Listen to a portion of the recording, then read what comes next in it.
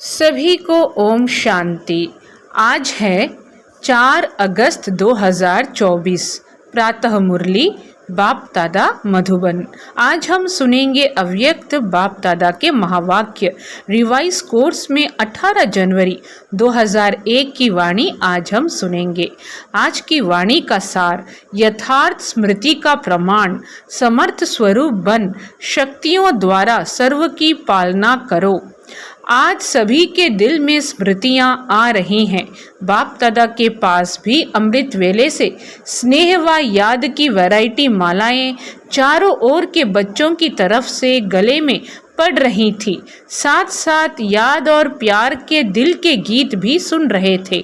बाप दादा दोनों बच्चों को रिटर्न में भिन्न भिन्न शक्तियों की, भिन्न भिन्न वरदानों की मालाएं पहना रहे थे। यह स्मृति दिवस साकार दुनिया के मंच पर बच्चों को समर्थी स्वरूप के वरदान द्वारा सन शोस फादर का विशेष दिवस है। यह कौन सा दिवस है? यह स्मृति दिवस साकार दुनिया के मंच पर बच्चों को समर्थी स्वरूप के वरदान द्वारा सन शोस फादर का विशेष दिवस है, क्योंकि साकार रूप में सेवा के निमित्त बनाने के लिए बच्चों को सेवा के मंच रूपी तख्त पर बिठाने और जिम्मेवारी का ताज पहनाने का दिन है। साकार रूप में सेवा के निमित्त बनने का ताज पोशी व तिलक का दिवस है। सभी बच्चे बाप के सहयोगी बन निमित्त बने हैं और बनते रहेंगे। बाप दादा भी बच्चों को सेवा में उमंग उत्साह से आगे बढ़ते हुए देख हर्षित हो रहे हैं। हर एक बच्चा नंबरवार हिम्मत और उमंग से आगे बढ़ रहे हैं। मेजॉरिटी बच्चे याद और सेवा में लगे रहते हैं। जैसे आज के दिन बच्चे विशेष चारों ओर ब्रह्मा बाप की याद में लवलीन रहते हैं, ऐसे विशेष ब्रह्मा बाप भी बच्चों के लव में लीन रहते हैं। आज ब्रह्मा बाप बच्चों की विशेषताओं को देख रहे थे। क्या देख रहे थे? बच्चों की विशेषताओं को देख रहे थे। जैसे जैसे हर बच्चे की विशेषता सामने आ रही थी तो ब्रह्मा बाप के मुख से यही बोल निकल रहे थे, वाह बच्चे वाह, शाबाश बच्चे शाबाश। और क्या हुआ? जैसे ही ब्रह्मा बाप वाह बच्चे वाह कहे तो ऐसे में क्या हुआ?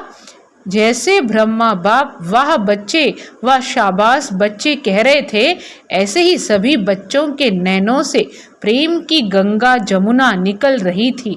हर एक बच्चा प्रेम की नदी में लवलीन था। यह था वतन का दृश्य। साकार दुनिया में भी हर एक स्थान का अपना अपना याद और स्नेह का दृश्य बाप दादा ने देखा।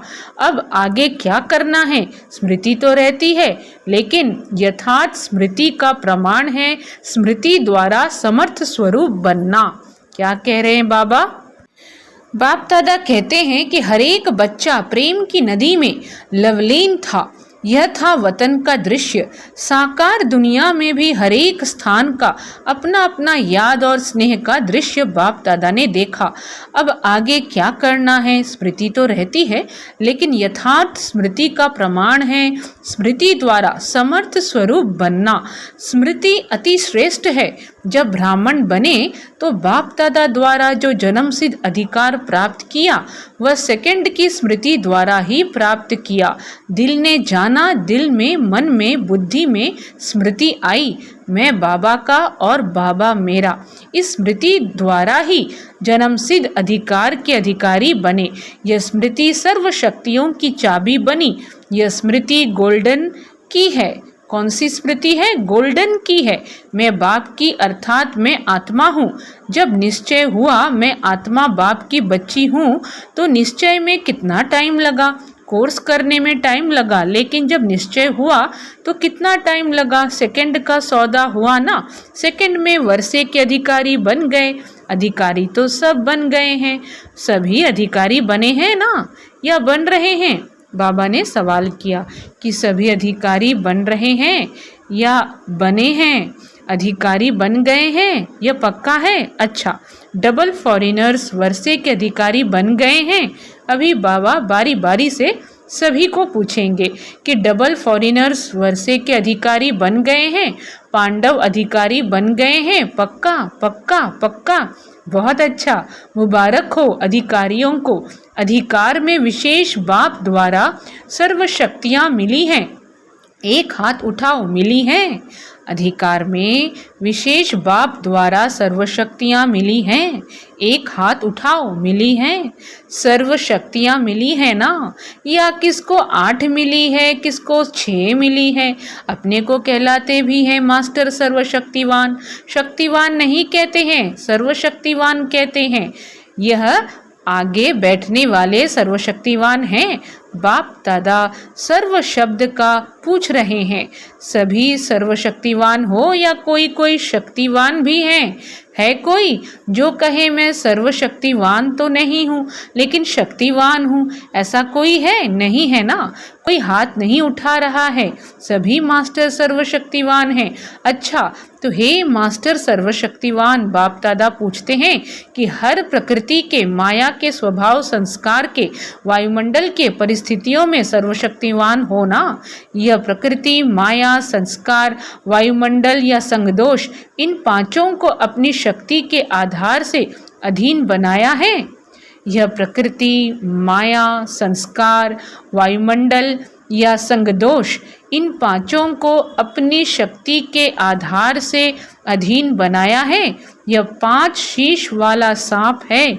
इस सांप पर 5 शीश पर अधिकारी बन डांस करते हो या कोई एक शीश निकाल कर आपके ऊपर डांस करता है? क्या कहा बाबा ने? बाबा ने कहा कि करते हो या कोई एक शीश निकाल कर आपके ऊपर डांस करता है। बाप दादा अभी सभी से पूछ रहे हैं कि यह आगे बैठने वाले सर्वशक्तिवान हैं। बाप दादा सर्व शब्द का पूछ रहे हैं। सभी सर्वशक्तिवान हो या कोई कोई शक्तिवान भी है कोई जो कहे मैं सर्वशक्तिवान तो नहीं हूँ लेकिन शक्तिवान हूँ, ऐसा कोई है? नहीं है, कोई हाथ नहीं उठा रहा है। सभी मास्टर सर्वशक्तिवान हैं। अच्छा, तो हे मास्टर सर्वशक्तिवान, बाप दादा पूछते हैं कि हर प्रकृति के, माया के, स्वभाव संस्कार के, वायुमंडल के परिस्थितियों में सर्वशक्तिवान होना। यह प्रकृति, माया, संस्कार, वायुमंडल या संगदोष, इन पांचों को अपनी शक्ति के आधार से अधीन बनाया है। यह 5 शीश वाला सांप है। इस सांप पर 5 शीश पर अधिकारी बन डांस करते हो या कोई एक शीश निकाल कर आपके ऊपर डांस करता है? सांप भी डांस तो करता है ना। बहुत अच्छी, सांप भी डांस तो करता है, बाबा कह रहे हैं। तो कोई भी एक शीश आपको डांस दिखाने तो नहीं आते? कभी उसका खेल देखना अच्छा तो नहीं लगता है? खेल देखने लग जाओ।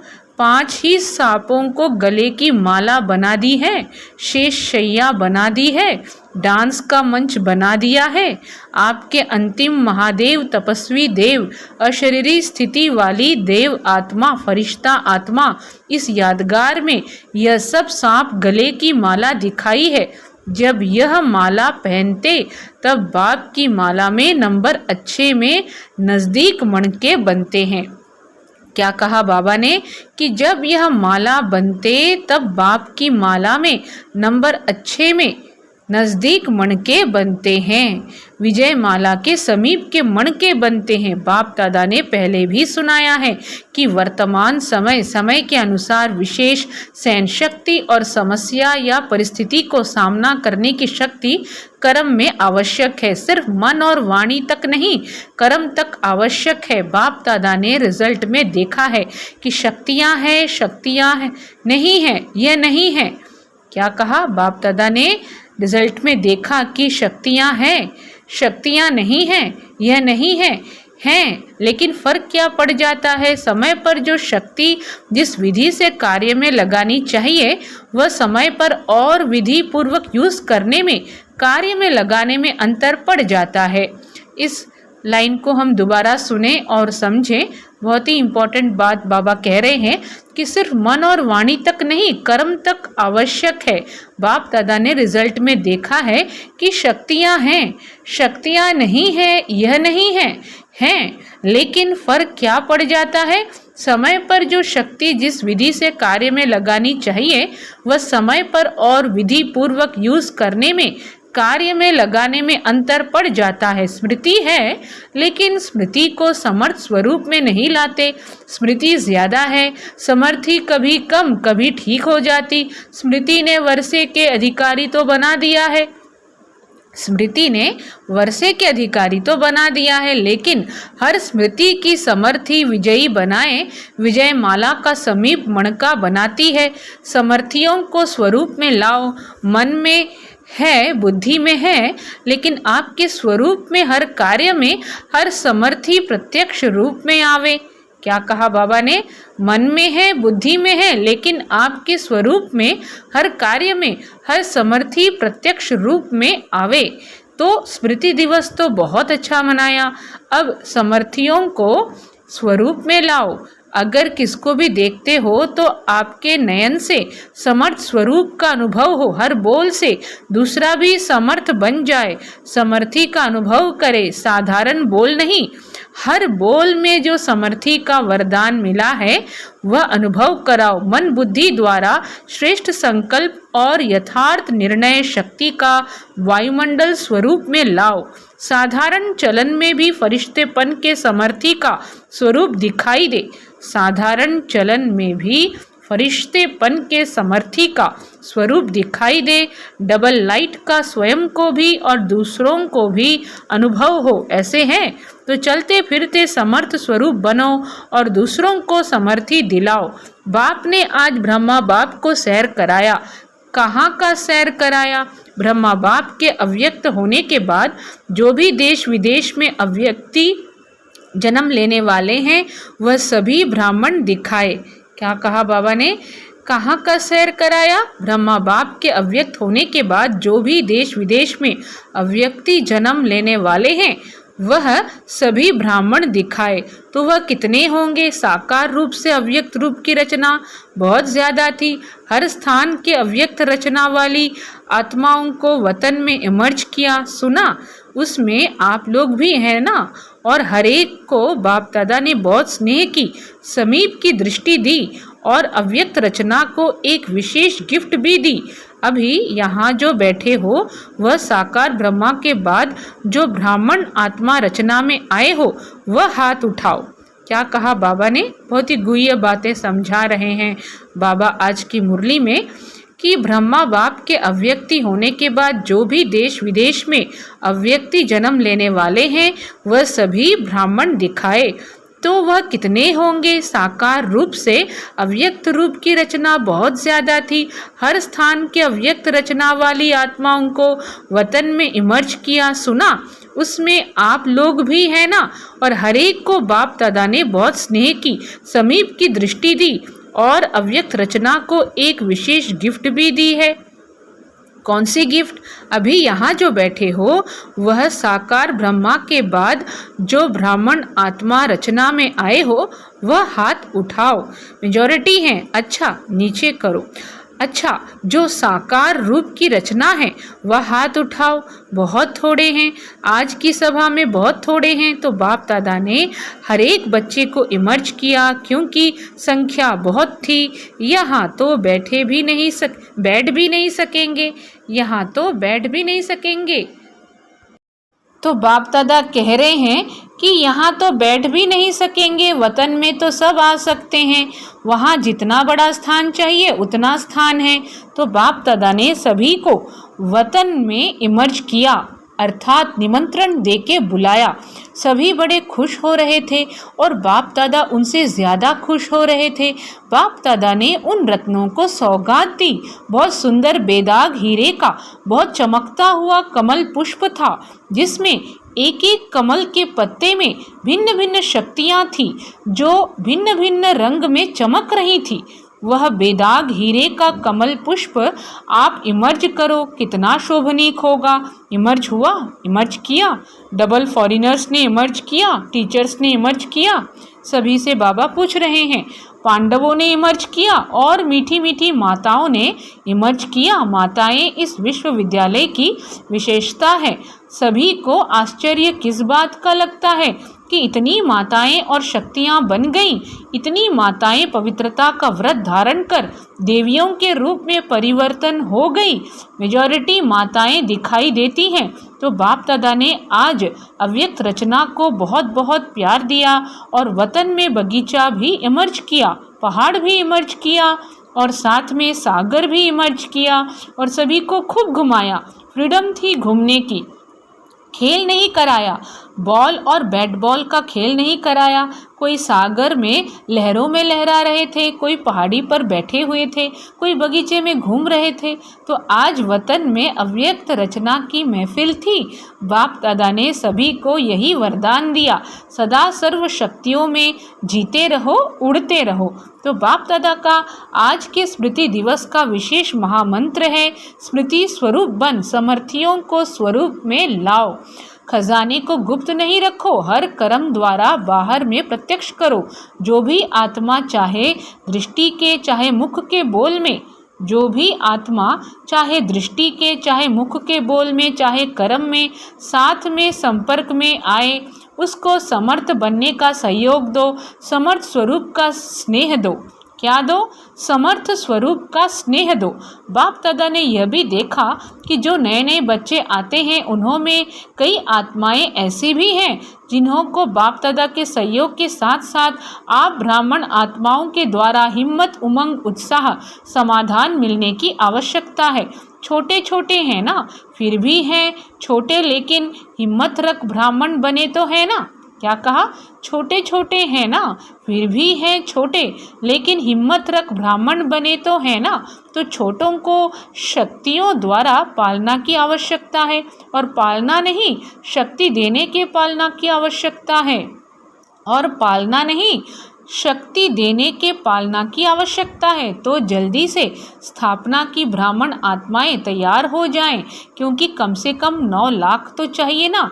तो शक्तियों का सहयोग दो, शक्तियों का सहयोग दो, शक्तियों से पालना दो, शक्तियाँ बढ़ाओ, ज़्यादा डिस्कस करने की शिक्षाएं नहीं दो, शक्ति दो, उनकी कमज़ोरी नहीं देखो, लेकिन उसमें विशेषता व जो शक्ति की कमी हो वह भरते जाओ। आजकल जो निमित्त हैं उन्हों को इस पालना के निमित्त बनने की आवश्यकता है।